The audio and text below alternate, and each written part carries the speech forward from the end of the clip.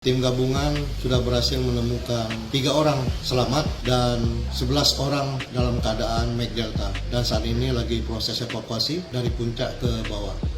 Terjebak saat Gunung Merapi meletus di Sumatera Barat, 11 pendaki ditemukan meninggal dunia. Sebanyak 11 orang pendaki Gunung Merapi Sumatera Barat ditemukan meninggal dunia pada Senin 4 Desember 2023. Hingga pukul 7.00 waktu Indonesia Barat tadi sudah ditemukan 11 pendaki dalam keadaan meninggal dunia, sedangkan 3 orang lainnya selamat, kata Kepala Basarnas Padang, Abdul Malik saat dihubungi Senin 4 Desember 2023. Menurut Abdul Malik, identitas korban yang meninggal dunia belum diketahui dan saat ini dalam proses evakuasi dari atas gunung. Berdasarkan data dari Basarnas Padang, ada 75 pendaki yang terjebak saat Gunung Merapi erupsi Minggu 3 Desember 2023 sore. Sebanyak 49 orang berhasil dievakuasi dengan selamat pada Minggu malam. Dengan demikian, hingga sekarang masih ada 12 pendaki yang belum ditemukan.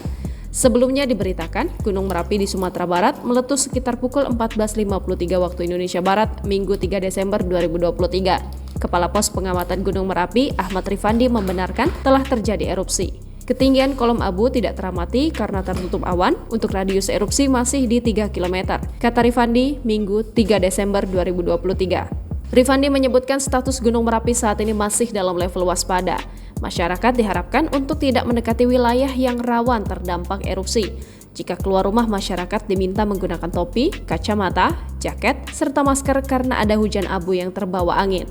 Gunung Merapi diketahui terletak di daerah Agam dan tanah datar dengan ketinggian 2.891 meter di atas permukaan laut. Download Tribun X sekarang, menghadirkan lokal menjadi Indonesia.